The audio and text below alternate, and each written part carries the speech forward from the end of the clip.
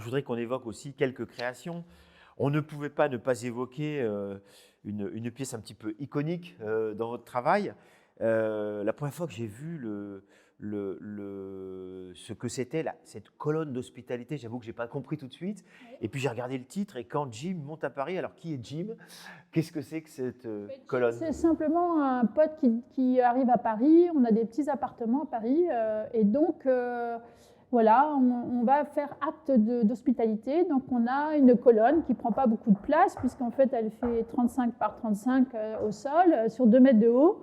Et quand Jim arrive, on la bascule et ça devient le lit. Donc, en fait, c'est la première pièce de mobilier que j'ai dessinée. Voilà, en disant, moi, je ne suis pas inscrite justement dans du mobilier qui est dans cette élégance française, parce que c'est un peu ce qu'on me renvoyait comme spécificité du design français.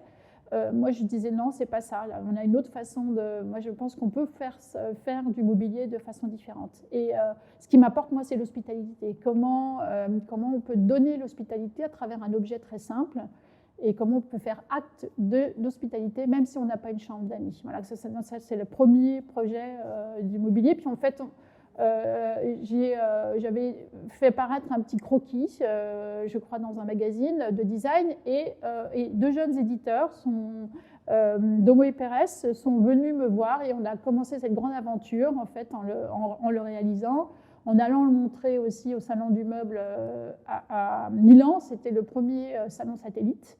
Et voilà, et en fait, c'était assez beau parce qu'en fait, pour moi, c'était un peu à test. Je me suis dit, est-ce que je continue dans cette voie-là, justement? Est-ce que ce que je ressens, cette intuition de faire du mobilier autour de notions importantes comme l'hospitalité, le partage, etc., est-ce que ça vaut? Est-ce que ça intéresse les gens? Et quand je l'ai présenté, c'était assez marrant parce que déjà, souvent, quand il y avait des couples, le couple passait comme ça et c'était la femme qui expliquait à l'homme le fonctionnement de l'objet. Donc ça, c'était quelque chose d'intéressant. Et deuxièmement, les gens sont venus aussi me serrer la main en me disant c'est bien, continuez. Ça paraît un peu extraterrestre dans le monde du mobilier actuel, mais c'est intéressant ce que vous faites. Donc ça m'a vraiment réconforté dans ce fait de continuer à travailler de cette façon-là. Et puis même si on comprend que le Jim, finalement, sera confortablement couché. Il a une petite lumière, je crois. Oui, il y a une petite lampe et il y a un petit réveil matin. Ce que je veux dire aussi avec ce Jim, c'est que ce n'est pas du mobilier, c'est de l'espace, en fait. Ah oui. Et donc, moi, je n'ai jamais travaillé un objet tout seul, en fait. Un objet, donc justement, on va travailler sa forme, sa fonction, mais en fait, un objet vient interagir avec le lieu où il est. Donc ça, c'est très important. Et ce qui fait que petit à petit, on m'a aussi demandé d'intervenir dans l'espace, parce que je le prenais déjà en considération dans mes objets. Et on comprend que même si il doit être confortable pour Jim, le titre colonne d'hospitalité, finalement, on a presque l'impression que vous pensez d'abord à celles et ceux, les hôtes qui vont accueillir, plutôt qu'à celui qui va être l'utilisateur de l'objet. Ah, bien sûr, il y a les deux un peu, hein, parce qu'il faut que ça soit facile à... Voilà, mais en même temps, je pense à celui qui va faire le geste, et je pense à celui qui va recevoir le geste. Mais le plus important, c'est ce geste, comment le matérialiser. J'aime bien les titres. C'est justement, c'est compliqué de trouver des titres. Alors quand Jim vient à Paris, c'est en fait monte à Paris, ça veut bien dire que c'est le début d'un scénario. On parlait de scénario tout à l'heure. Et en fait, et je me trouvais toujours dans cette complexité d'intituler, parce qu'en fait, quand on regarde la colonne, on a du mal à imaginer, voilà. À quoi ça peut ressembler l'hospitalité? Personne ne peut dire à quoi ça peut ressembler. Donc moi, je voulais représenter l'hospitalité. Donc en fait, le titre m'aidait à commencer l'histoire, le scénario. Quand Jim monte à Paris, voilà, et après on complète. Donc c'est en fait simplement le début du scénario. Puis je pense que nous avons aussi que l'on vienne du nord ou du sud, on monte à Paris, ce point commun d'être monté à Paris, et donc certainement les premières fois d'y avoir couché dans un divan. Oui. J'imagine que ça vous est arrivé. Et c'est une alternative qu'on pourrait dire au clic-clac, mais en même temps, c'est un objet qui est dédié. Ah oui. Alors que le clic-clac, on va s'asseoir la journée dessus et après on l'ouvre pour. Donc c'est un autre type d'hospitalité. Là, quand je vois la colonne, je vois que j'ai pensé à l'hospitalité chez moi. Et puis elle anticipe aussi un petit peu la colonne, cette tendance qui va mettre du temps à arriver du Japon, de ces lits très. Les futons, c'est ça, ouais. Alors, l'autre titre que j'aime bien, il est plus direct, c'est Digestion. Oui. et j'en aime aussi la forme et la texture, puisque je crois que vous faites des poufs avec des sacs Tati, voilà, qui, par le motif, font penser à Tati. Mais surtout, encore une fois, c'est réaménager l'environnement. C'est donner la possibilité de faire possiblement un mur, d'en mettre éclaté partout. Je vais expliquer ce projet. J'ai fait ce projet en fait parce qu'on m'a demandé de faire un bar dans un salon. Et en fait, je ne voulais pas utiliser des structures communes. Je me dis, on peut expérimenter aussi des assises quand on est dans des lieux comme ça. Et en fait, et en même temps, les chaises et les fauteuils qui étaient à louer, parce qu'en général, c'est du matériel qui est loué, parce que ça va durer très peu de temps, n'étaient pas du tout, m'intéressait pas du tout. C'était pas du tout ce que je voulais utiliser. Donc je me suis dit, je vais prendre un sac, je vais le remplir de mousse. Donc j'ai pris, voilà. Après ça paraît simple comme ça, mais c'est plus compliqué parce que voilà, il faut une structure porteuse à l'intérieur. Enfin, il faut un certain type de sandwich de mousse différent. Et voilà. Et en fait, je vais faire un gros tas de poufs et les gens vont rentrer et ils vont s'asseoir à leur guise. Ils vont construire leur assise. Et ce lieu a marché du feu de Dieu, parce que même le soir, il y a une vie nocturne quelquefois dans certains salons. Et c'était le salon Who's Next. Et les gens restaient aussi le soir. Donc c'était utilisé aussi la nuit parce que les vêtements sont gardés, hein, les stands sont gardés. Et donc il y avait une vie nocturne autour de ce lieu le soir. Donc voilà, donc ça m'a intéressée pour me dire, mais c'est une structure que je peux utiliser aussi chez moi, pour remplacer ce fameux canapé que je ne crois pas en fait performant par rapport à l'idée d'occuper l'espace en pouvant changer, inviter des choses. Et on l'a vu dans le confinement, ça nous a bien montré en fait que l'espace, on doit être capable de le moduler, de le changer, de retirer tout si à un moment donné on veut faire place pour que les enfants jouent, etc. Ou même de considérer que les enfants vont prendre une partie du canapé pour en faire autre chose, une cabane, etc. Voilà.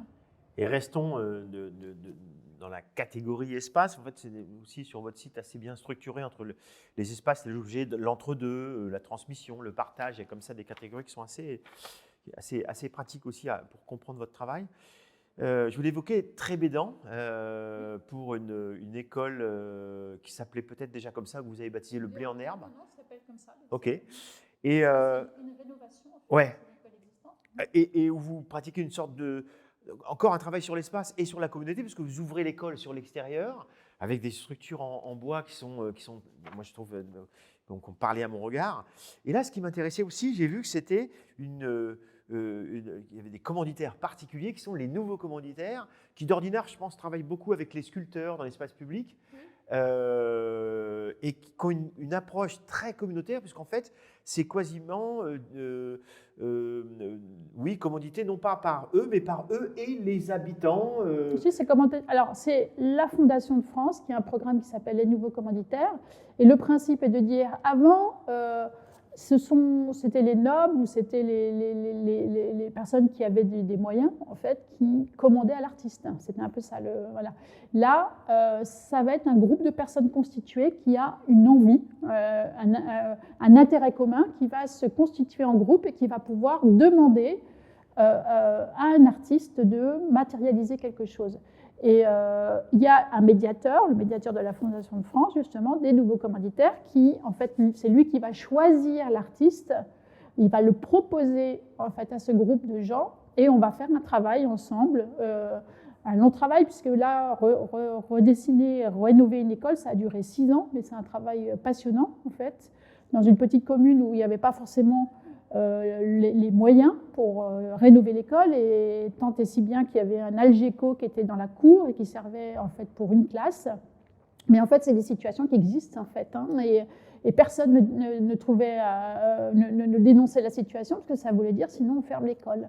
Et donc voilà, petit à petit, et parce que aussi, il faut bien expliquer que les 2 institutrices étaient tellement motivées, elles avaient en fait créé le lien aussi pendant 10 ans dans cette école, en faisant plein d'activités artistiques, en invitant bien sûr tout le monde à y participer, mais aussi en faisant par exemple faire les cours d'histoire par les personnes du troisième âge qui venaient, voilà, donc en créant un lien qui est nécessaire pour générer ce type de projet. Aujourd'hui, on parle beaucoup de participation, de contribution, mais en fait, il faut s'appuyer sur ces réseaux.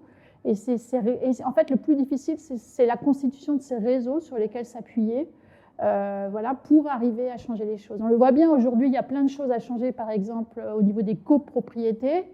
Et en fait, c'est pas des réseaux qui fonctionnent justement et qui sont dans la possibilité de choisir des avancées communes parce qu'ils n'ont pas fonctionné ensemble, ils n'ont pas les mêmes. Vous voyez ce que je veux dire? Ils ne sont pas à l'unisson. Donc oui. On va avoir du mal à faire des choix communs qui sont importants aujourd'hui pour améliorer la thermie des bâtiments, enfin voilà, tout ce dont on a besoin de faire autour des habitats aujourd'hui. Oui, puisqu'il sous-entend que le brief, quand il existe, est remplacé par de l'échange. Et de l'échange tout au long oui, projet. C'est aussi l'idée d'avoir envie de porter un projet. Et quand cette envie est là, elle est plus forte que tout. Et en fait, ça va aussi arriver à convaincre en fait, les personnes qui sont susceptibles d'aider financièrement la chose. Et plus le projet est singulier, et plus les personnes sont aussi aptes à le reconnaître et à le porter. Hein, parce que si c'est un projet qui est pas hors du commun, en fait, les gens ont moins d'habilité à se l'approprier. Donc, ce qui est aussi important, c'est ça. Et c'est pour ça qu'un artiste aussi sait convoquer le sensible, c'est un designer aussi. C'est cette notion-là qui va faire en sorte qui va créer le ciment ou la chose qui devient un peu extraordinaire, qui sort du commun et qui fait qu'on embarque tout le monde dans une aventure et pour créer quelque chose qui est exceptionnel par rapport à la capacité du lieu ou par rapport à la situation du lieu.